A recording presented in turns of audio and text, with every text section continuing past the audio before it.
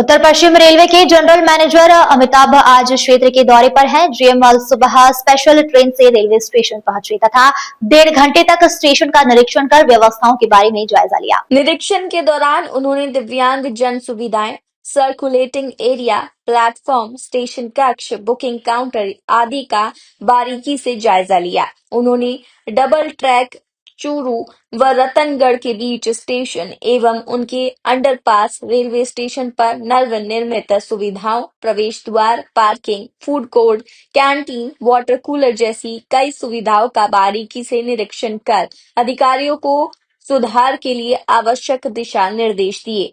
GM ने अमृत भारत योजना के अंतर्गत रतनगढ़ रेलवे स्टेशन के हो रहे नवनिर्माण कार्य में देरी पर भी नाराजगी जताई तथा मार्च 2026 तक इसे पूरा करने के निर्देश दिए। रतनगढ़ एवं सरदार शहर के विभिन्न संगठनों के पदाधिकारियों एवं पूर्व मंत्री राजकुमार रिणवान ने भी जीएम से मुलाकात की तथा उन्होंने रेल विस्तार के लिए जीएम को ज्ञापन सौंपे। रिणवान द्वारा सरदार शहर क्षेत्र के लोगों द्वारा खून से लिखे ज्ञापन भी जीएम को सुपुर्द कर सरदार शहर में रेल विस्तार की मांग की। उन्होंने सरदार शहर से जयपुर के लिए रेल शुरू करने व सरदार शहर से हनुमानगढ़ व गंगानगर तथा श्री डुगरगढ़ से राजगढ़ रेल विस्तार करने तथा रतनगढ़ रेलवे स्टेशन पर पुनः वॉशिंग लाइन बनाने शुरू करने की मांग के लिए पत्र सौंपे। वहीं पार्षद नंद किशोर भार्गव ने उत्तर पश्चिम रेलवे के जनरल मैनेजर अमिताभ क्षेत्र में पार्षद नंद किशोर भार्गव ने उत्तर पश्चिम रेलवे के जनरल मैनेजर अमिताभ क्षेत्र में ट्रेनों के विस्तार करने व स्टेशन मूलभूत सुविधाओं का संचालन करने को लेकर 2 अलग-अलग पत्र सौंपा। रतनगढ़ नागरिक परिषद सूरत के सचिव चांद रतन मिटवा ने क्षेत्र के स्टेशन पर आवश्यक सुविधाएं यात्रियों को उपलब्ध करवाने व रेल विस्तार के लिए पत्र सौंपे। इस अवसर पर आयोजित पत्रकारों वार्ता में जीएम ने कहा कि रतनगढ़ एक महत्वपूर्ण रेलवे स्टेशन है तथा आगामी समय में यहाँ ट्रेनों का काफी संचालन होगा। आपको बता दें कि अमृत भारत योजना के तहत करीब 18 करोड़ की लागत से रतनगढ़ स्टेशन का पूर्ण विकास कार्य हो रहा है, जिसमें स्टेशन का पूर्ण विकास कार्य 96% पूरा हो चुका है। रेलवे स्टेशन पर फुट ओवर ब्रिज का 77% कार्य पूर्ण हो चुका है। आज हम लोगों ने दौरा रतनगढ़ से डिगाना खाने का प्लान किया है और मुख्यालय के जो हमारे पीटोरीज हैं वो यहाँ पे उपस्थित हैं। हमारे साथ प्रबंधक बीकानेर हैं, उनकी पूरी टीम है और रतनगढ़ बीकानेर मंडल का स्टेशन है तो यहाँ पे आज हम लोग हैं, उपलब्ध हैं। यहाँ पे अमृत स्टेशन डेवलपमेंट का कार्य चल रहा है, इसका दौरा किया हम लोगों ने। और आप सभी जानते हो कि पहले ये मीटर गेज का स्टेशन था, पुरानी बिल्डिंग ही है, यहाँ पे नई बिल्डिंग ही बनाई गई है, नया पोस्ट बनाया गया है, नया सर्कुलेटिंग एरिया है। इसके साथ डबलिंग भी अभी रिसेंटली हुई है, रतनगढ़ से चूरू के बीच में नया प्लेटफॉर्म उस डबलिंग में निकल गया है। तो इस पूरे क्षेत्र में काफ़ी विकास के कार्य चल रहे हैं। तो रतनगढ़ स्टेशन पे जो विकास से संबंधित कार्य हैं और जो सुरक्षा से संबंधित कार्य हैं उनका इंस्पेक्शन करने और उनको देखने के लिए आज यहाँ पे हम लोग रतनगढ़ में उपस्थित। सर, इंस्पेक्शन में किस तरह की खामियां मिली, किस तरह के दिशा निर्देश दिए गए हैं? यहाँ पे खामियां तो नहीं मिली, लेकिन यहाँ पे ये है कि जो कार्य चल रहा है उसकी थोड़ी प्रगति पीछे है और उसको अब एक्सप्लेनेट करने की ज़रूरत है। तो बचा हुआ कार्य एफओबी को साथ में लेते हुए हम लोगों का प्रयास होगा कि हम लोग फरवरी मार्च 2026 के पहले उसको पूरा करें और जो पुराना स्ट्रक्चर है, पुरानी बिल्डिंग है, उसको भी कुछ हद तक रेनोवेट करें जिससे कि वो भी नए स्ट्रक्चर के साथ देखने में बुरी ना लगे। सर, जीएम का दौरा होता है तो कोई न कोई सौगात लेके जाते हैं, आप रतनगढ़ के लिए क्या विशेष देके जा रहे हैं? जीएम सौगात नहीं देते हैं, हम लोग सब रेल कर्मी हैं, हमारी पूरी टीम यहाँ पे और सौगात देने का काम रेल अधिकारियों का या रेल कर्मियों का नहीं। सर, बुकिंग और सुविधाएं और शिक्षा को लेकर आपने क्या निर्देश दिए सर? यहाँ पे मुख्य रूप से मैंने निर्देश ये दिए हैं कि जो नए स्ट्रक्चर बने हैं, नई बिल्डिंग्स बनी हैं, जैसे हम लोग अभी बहुत बड़े फूड कोर्ट में यहाँ खड़े हुए हैं, संभवतः ये फूड कोर्ट इस स्टेशन के हिसाब से बहुत बड़ा है और इसका आने वाले समय में प्रयोग नहीं हो पाएगा।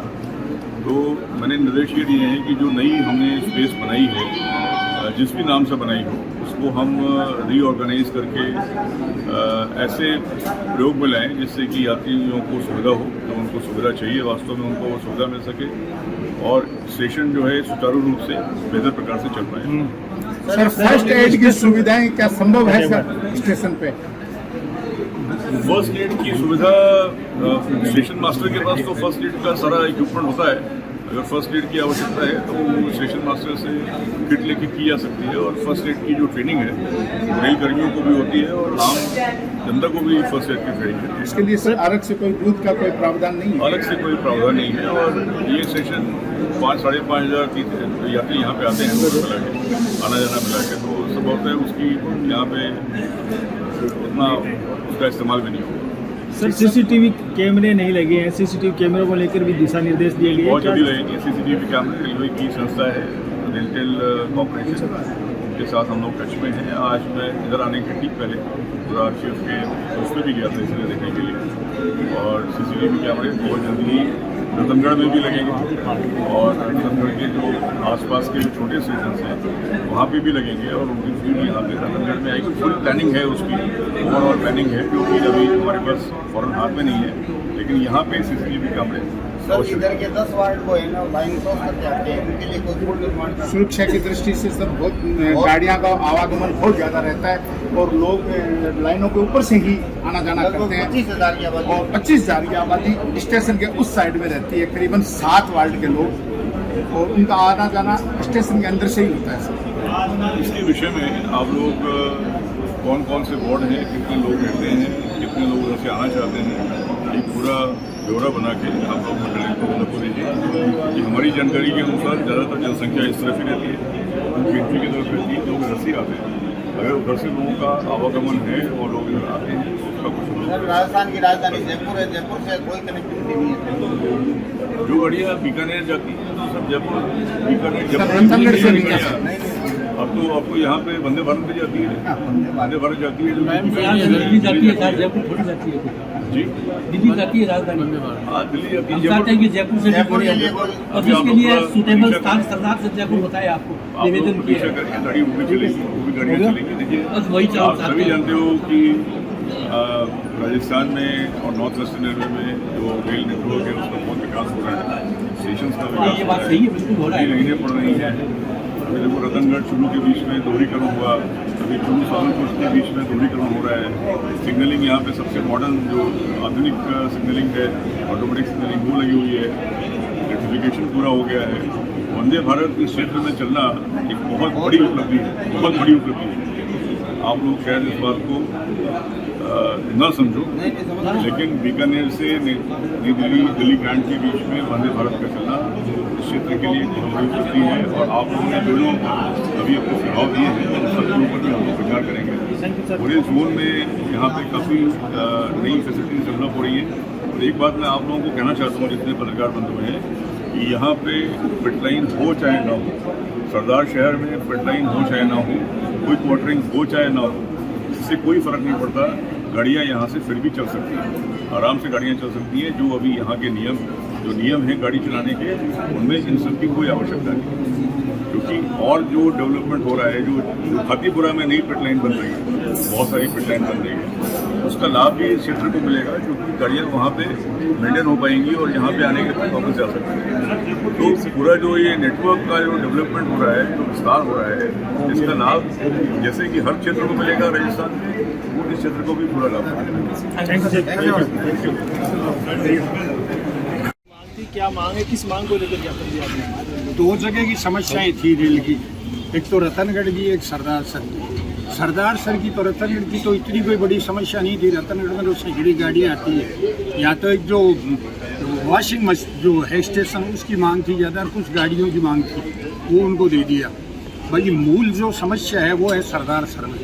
सरदार सर आज जिले का सबसे बड़ी मंडी है, चाहे कृषि मंडी समझ लो, ये हैंडीक्राफ्ट की समझ लो, कर लो, हर चीज़ों में वारगम है, चांदी का सामान है, जिप्सम है, हर चीज़ में सरदार सर आज इतना 105 वर्ष पहले ये 42-45 किलोमीटर की रेल लाइन बनी थी अंग्रेजों के टाइम में, उस उसमें 1 इंच आगे नहीं बढ़ी, तो ये बड़ी दुर्भाग्य की बात है। 40,000 वर्ग किलोमीटर चली पड़ी 40,000 वर्ग किलोमीटर में कोई भी रेल लाइन नहीं है।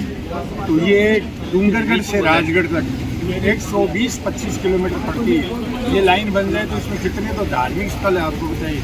चोड़िया सर भैरू जी है, मोतीगिरी जी है, ईशापुर बालाजी है, जदरियावा धाम है, मतलब एक से एक शानदार जगह बाइला है। और सर एक जो ज्ञापन दिया गया था वो खून से लिखा हुआ था, कि किस तरह का ज्ञापन था? ये बड़ा मतलब संघर्ष रहा है सरदार सर वालों को। कितनी बार तो 250 किलोमीटर पैदल जाकर जयपुर में पैदल सरदार सर से जाकर ज्ञापन दिए। और अभी तो एक इतना अनोखा काम किया इन्होंने, सैकड़ी लोगों ने अपने खून से पत्र लिखकर मोदी जी के नाम से, वैष्णव जी के नाम से बनाए। उनमें से 3 कॉपी जो खून की वो 7 में किए, दोनों ने सीरियसली देखा उनको कि वास्तव में बहुत ही क्या केवल एक ही गाड़ी जाती है, वहाँ एक ही गाड़ी जाती है, वहाँ तो एक जाती है, ताड़नगर में तो एक भी नहीं है। तो उन्होंने खूब सीरियसली लिया और उनके दिमाग में बैठा है। जितने और अधिकारी भी थे वो भी रिकमेंड कर रहे हैं कि साहब ये इसका सर है। तो बहुत ही मतलब महत्वपूर्ण ये आज हमें लग रहा है कि शायद कोई बहुत बढ़िया शगुन था।